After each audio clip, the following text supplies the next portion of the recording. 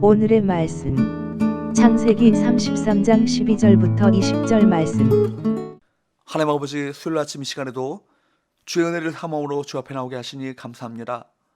이 시간에도 우리 모두에게 말씀을 통해 하나님의 음성을 들려주옵소서.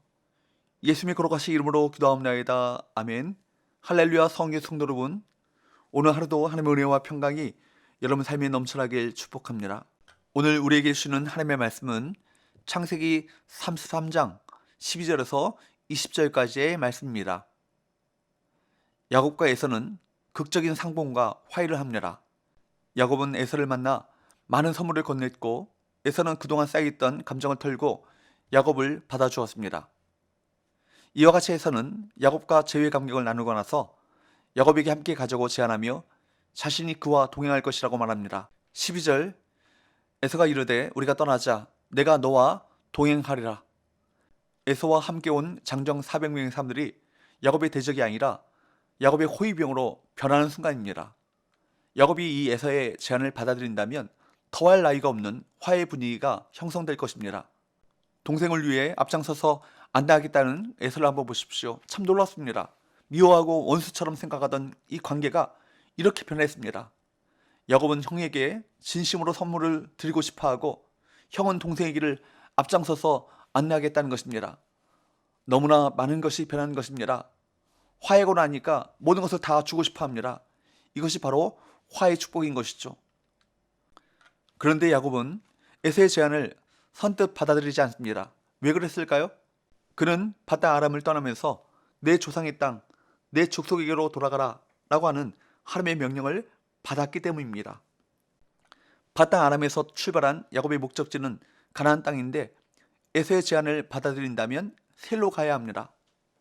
20년 전에 저질렀던 야곱의 잘못을 에서가 용서한 후에 야곱이 제안한 것이기 때문에 야곱은 이 에서의 제안을 거절하기가 쉽지 않았습니다.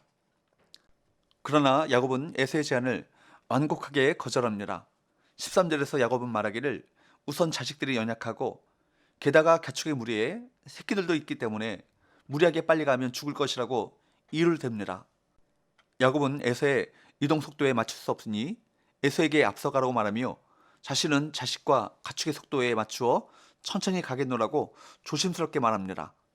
그렇게 천천히 뒤따라가겠다는 야곱의 말에 에서는 자신 수하에 있는 자들 중에 몇 명을 남겨놓겠다고 말하지만 야곱은 그러한 제안마저 거절하죠. 만약 에서의 부하가 남게 된다면 그들은 야곱을 세일로 인도할 것이 분명하기 때문입니다. 만약 에서의 부하가 남게 된다면 그들은 야곱을 세일로 인도할 것이 분명하기 때문입니다. 야곱은 천천히 셀로 가겠다고 했지만 성경은 야곱이 숫곳에 이르렀다고 보도함으로써 야곱이 셀로 가지 않았음을 알려줍니다. 바단 아람을 떠날 때 야곱의 목적지는 처음부터 조상들에게 약속된 땅이었지 세일 땅이 아니었습니다. 17절, 야곱은 숫곳에 이르러 자기를 위하여 집을 짓고 그의 가축을 위하여 우릿간을 지었으므로 그 땅 이름을 숫곳이라 부르더라. 야곱은 숫곳에서 집을 짓고 짐승을 위해 우릿간을 지었습니다. 그리고 그 지역 이름을 숫곳, 장막이라고 이름을 부릅니다. 짐승의 생존과 건강을 위해 그 지역에 상당 기간 살기로 작정했음을 보여줍니다. 그는 베들로 가야 한다는 생각도 없었던 것 같습니다. 당장 인간적인 필요만을 생각하면서 하나님의 약속을 외면하는 것은 어리석은 선택입니다. 야곱은 얼마 후 숫곳 생활을 청산하고 가나안 땅 세겜에 이르렀습니다. 18절, 야곱이 바단 아람에서부터 평안히 가나안 땅 세겜 성읍에 이르러 그 성읍 앞에 장막을 치고, 20년 전 야곱은 베델에서 하나님께 평안히 아버지 집으로 돌아오게 해주신다면 자기 소유에서 10분의 1을 드리겠다고 약속했습니다. 하지만 야곱은 하나님께 약속했던 베들로 가지 않고 세겜으로 갔습니다. 하나님과의 약속을 지키기보다는 자신의 평안을 먼저 추구한 것이죠. 하나님과의 약속을 잊어버렸거나 그 하나님의 약속을 소홀히 여겼기 때문입니다. 우리는 어디서든지 하나님의 약속과 말씀을 기억하고 준행해야 할 것입니다. 19절에 보면 야곱은 장막을 친 밭을 세겜 사람 하몰의 아들들에게 은 100개를 주고 삽니다. 이로써 야곱은 가나안에서 그의 땅을 소유하게 됩니다. 베들로 올라가야 할 의무를 잊어버리고 세겜에 장막을 치고 그 땅을 산 것입니다. 세겜에 정착한 야곱은 비옥한 요단 지역의 소돔성에 정착했던 롯을 생각나게 합니다. 우리 역시 당장 눈에 좋은 것을 선택하려는 유혹을 받죠. 그러나 눈에 보이지 않는 하나님의 약속을 신뢰하며 믿음의 길을 가야 합니다. 하나님의 말씀 위에 서는 삶이 가장 안정된 삶인 것입니다. 이제 야곱은 세겜에 제단을 쌓고 그곳 이름을 엘렐로헤 이스라엘로 부릅니다. 20절 거기에 제단을 쌓고 그 이름을 엘렐로헤 이스라엘이라 불렀더라. 야곱이 제단을 쌓고 하나님의 이름을 부릅니다. 엘렐로헤 이스라엘. 이 이름은 하나님, 이스라엘의 하나님이라는 의미입니다. 더 이상 하나님은 아브라함의 하나님, 이삭의 하나님이 아니라 이제는 야곱 자신의 하나님이 되신 것입니다. 자신의 하나님, 이스라엘의 하나님이라고 훌륭한 믿음의 고백을 했습니다. 그런데 그렇게 야곱이 이스라엘의 하나님이라고 친근하게 부르지만 과연 야곱이 예배를 이곳에서 드려야 할까요? 겉으로 볼 때는 야곱이 순종한 것 같지만 사실은 온전한 순종이 아니죠. 그가 생각할 때는 베델이나 세겜이나 비슷해 보일 수 있습니다. 베델과 세겜은 약 30km 정도 떨어져 있습니다.